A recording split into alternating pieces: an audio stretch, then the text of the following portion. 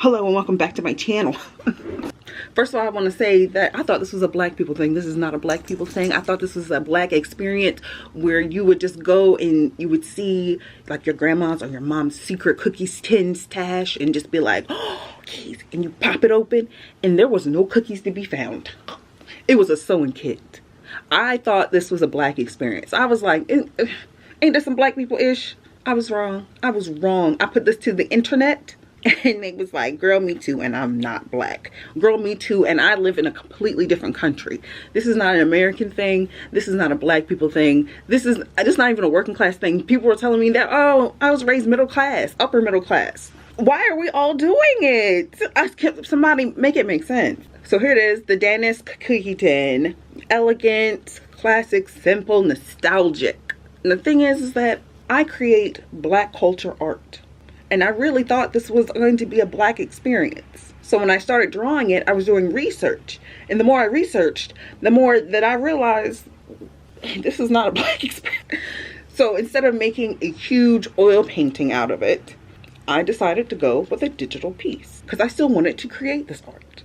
You get the tin, you see the tin, you pop the tin open. You really thought it was going to be full of buttery cookies. It wasn't. It's not. Surprise, surprise, it's a sewing kit. I guess the plot twist that everybody in the world had.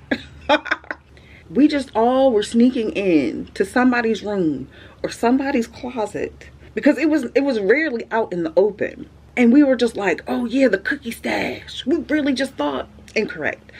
If you had this experience in your life, please drop it in the comments because I want to hear your story. There was only one person that was like, oh yeah, the cookie tin, but it was not a sewing kit inside. She said it was like spare change or something. And I was like, wow. But I'm gonna say 99% of the comments was like, yeah, it's a sewing kit. What is the sewing kit X cookie collab? What is that? How did we get here? So essentially this digital painting is a still life. I had everything you see here exists in real life. I was drawing from a photograph I took of my personal cookie tin that is a sewing kit because I guess I have to carry on this generational trauma to my own child. And then, okay, so I lined it and arranged it exactly right. I lit it and I was like, I'm going to create this piece. And at this point, I still thought it was a black people thing. But as I sat down and I started sketching it out, I was just like, okay, let me learn more about the company. There are some wild videos online about it. I'm not sure if those are real or not. But as someone who has never actually had the cookie, we're gonna push that to the side. What I like about a still life is that it can be of anything. And if you're connected to the piece, it will bring you warmth, it will bring you nostalgia, it will bring you comfort. It will spark memories that you didn't realize you had back in your brain. This tin is domestic, it's practical, it's even a little funny. Cause how did I feel like I popped this tin open at multiple people's houses and it was just never cookies. But it's also a reminder that everyday objects can hold meaning. And honestly, I'm kind of surprisingly happy that it's not a black people thing because it's something that brings literally everyone together. Oh, we all experienced this in our childhood. Okay. Okay, we were all duped. When creating this painting, I really wanted to play with color. Sometimes I'm just like, I like the real grittiness of reality, but I also like playing with color. And I would like to do that more with future paintings. I don't know why I'm holding my hands up there. But I think color expresses emotion so well.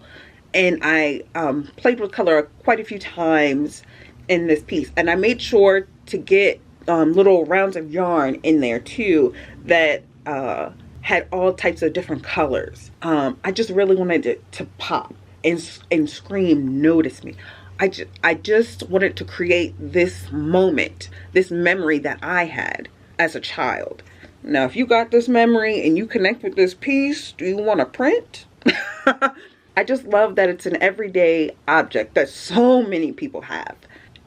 And it just connects to us. I know this tin comes out every Christmas and everybody buys one, but is y'all really buying it for the cookies? Because I don't think anybody in my family buys it for the cookies. They buy it because the container was durable, long lasting, and that's where your sewing kit went. But anyway, I think to heal my inner child of this trauma of not getting the cookies, I should make some cookies. And if you like everyday objects with a little secret life, hit subscribe and follow along. There's plenty more hiding in plain sight. I hope you didn't think I was kidding. We making these cookies. 2 sticks of butter, a cup of brown sugar. I choose dark. I use light here, and they turned out kind of light. So mix. 3 tablespoons of white sugar. It's gonna be sweet. Mix, mix, mix. 1 egg yolk, 1 whole egg. Mix, mix, mix. Vanilla until your ancestors say stop. Mix, mix, mix. A tablespoon of cornstarch, a half a teaspoon of baking powder, a quarter teaspoon of baking soda, 2.5 cups of flour. Mix, mix, mix. Until you're tired. And then chocolate chips and chocolate chunks. I'm gonna need you to roll them into balls. Makes about 15 to 20 little scoops of chocolate cookie dough. Freeze those balls in the freezer for about 2 hours or overnight.